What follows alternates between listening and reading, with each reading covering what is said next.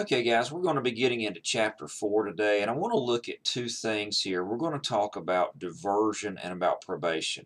We're going to spend most of our time on probation, but I do want to mention diversion briefly. If you look in Chapter 4, and I'm looking on page 90, it actually defines diversion as the halting or suspension before conviction of formal criminal proceedings against a person conditioned on some form of counterperformance by the defendant. What this means is that the defendant essentially is pleading out. We would almost think of this kind of like a plea bargain where they plead out and they do something before it goes to trial, and therefore the case does not go to trial. What has to happen here is what's called a diversion contract, where the individual will complete a contract that says, hey, look, I'm going to do whatever the probation officer asked me to in this contract. Once I complete these, my crime is done with, it's over, and I can go on with my life. Probation is something that is done after trial typically, or sentencing. Now you can have plea bargains where they do probation. The diversion is typically like a plea bargain, but we don't go through the system to get it. Probation is done after trial, or like I said, you can plea to probation as a punishment. Why do we have these? Well, I want to give you about four reasons, three or four reasons as to why we actually do diversions and plea bargains. First of all, it allows the offender to serve their sentence in the community. If you've got somebody who wrote a $25 bad check to Walmart, but that's not worth putting them in jail for.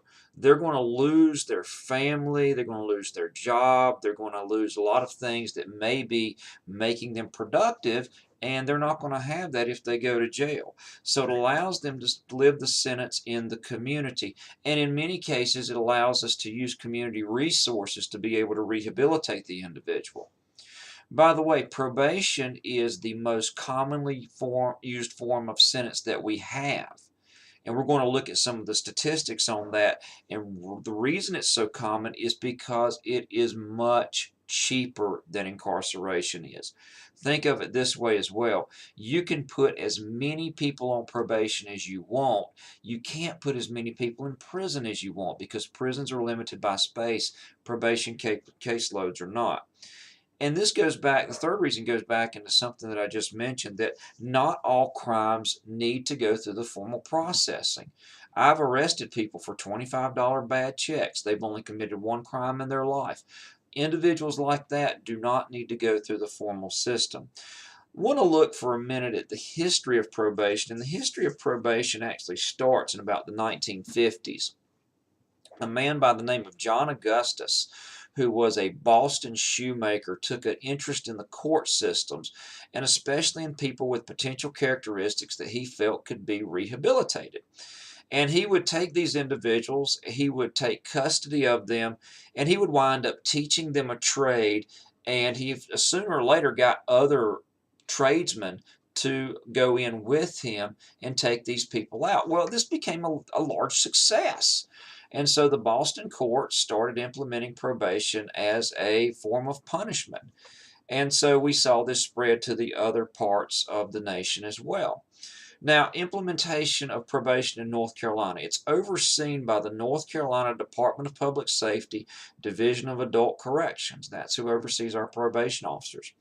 Typically, probation officers are responsible for two things. They're responsible for pre-sentence caseload investigation, and they're responsible for supervision. In the investigations portion of it, we have what's called a pre-sentence investigation. The pre-sentence investigation was intended to be a report that would take a whole picture view of the suspect. What do their social environment look like? What does their economic environment look like? What is it things that led this individual to commit these types of offenses? A whole bunch of criteria, and it was intended to help the judge make a decision on what was best for this individual sentence-wise. This was really useful during the indeterminate sentencing years. But now that we have a structured sentencing in, the judges really can't use that all that much because the legislature's already determined what the sentence is going to be. So we don't see it as much of an importance now as we used to, that being the pre-sentence investigation. The final thing that probation officers are responsible for is the supervision of individuals. And we'll talk a little bit about how we do caseload supervision and some of the requirements that exist as far as probation goes, a little bit in this model and some later units as well.